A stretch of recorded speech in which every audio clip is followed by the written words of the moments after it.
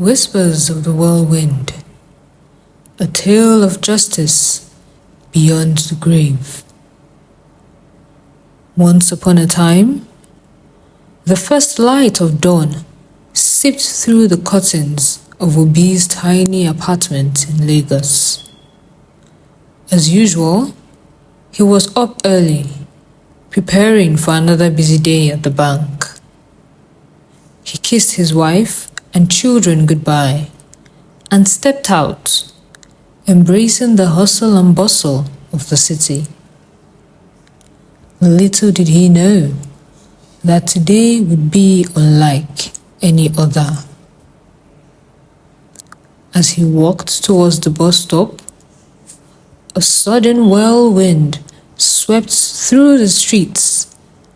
People screamed and scattered, trying to find shelter from the unexpected chaos. Obi shielded his eyes, but something strange happened. An envelope, carried by the wind, slapped against his face and stuck there. Confused, he peeled it off and looked at it. His heart skipped a beat. The envelope was addressed to him. He tore it open and found a letter inside, along with a key. The handwriting was unmistakable. It belonged to his childhood friend, Chike, who had passed away many years ago. In the letter it read, "Dear Obi, if you're reading this, then fate has allowed us to meet again. I'll bet in a way neither of us could have imagined. I have a story to tell and a final request to make. You remember how we were inseparable in primary school, but my life took a tragic turn when I lost my mother at the tender age of 5. My father remarried, and my stepmother, Daisy, made my life a living hell. She lavished love on her own children, while I became nothing more than a servant in my own home. My father, blinded by love or ignorance, turned a blind eye to my suffering. When I was 14, Daisy poisoned me. My death was slow and painful, but my spirit lingered, unable to rest.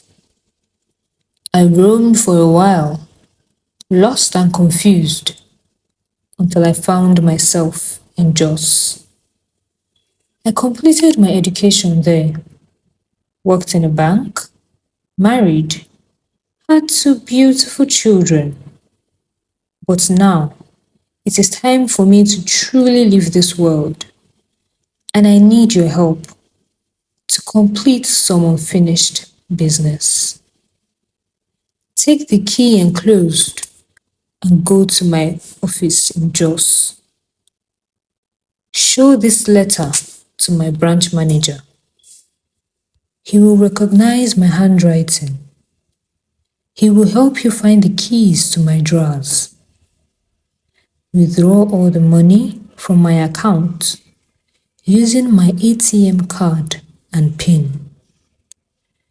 Visit my wife and children. Show them this letter and give them the spare keys. They need to believe you. I have hidden a large sum of money in my house. Give it to my wife and children. Take my family to our village in the east and show them my grave. Use part of the money to erect a tombstone. The rest should go to the designated charity mentioned below. Lastly, introduce my family to my father, but give him nothing. He deserves nothing for turning a blind eye to my sufferings. Instead, tell him that I lay a curse on him for his neglect that led to my untimely demise. Thank you, my friend. May you be blessed for your kindness and bravery. Yours internally, Chike. Obi stood in the middle of the street, his mind racing. The whirlwind had died down, leaving an airy calm in its wake. He knew what he had to do. With determination, he booked a flight to Jos, the key clenched tightly in his hand. Arriving the bank, Obi asked to see the branch manager. The manager, a stern-looking man, frowned as Obi handed him the letter. His expression softened as he recognized the handwriting. Chike was a good man, the manager said, sighing. We were worried when he didn't show up for 3 days. He led Obi to Chike's desk. Following the instructions, Obi found the keys and accessed Chike's drawers. Inside, he found the ATM card and a note with a pin. The next steps were clear. At Chike's house, his wife and children were distraught. They had reported him missing and were desperate for answers. Obi showed them the letter and the spare keys. Tears streamed down their faces as they read Chike's words. They followed Obi to the hidden stash of money, overwhelmed by the revelation. With Chike's family by his side, Obi traveled back to their village in the east.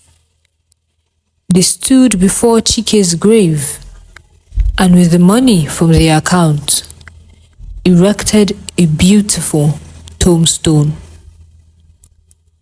Obi completed the charity donation as instructed. Finally, they visited Chike's father.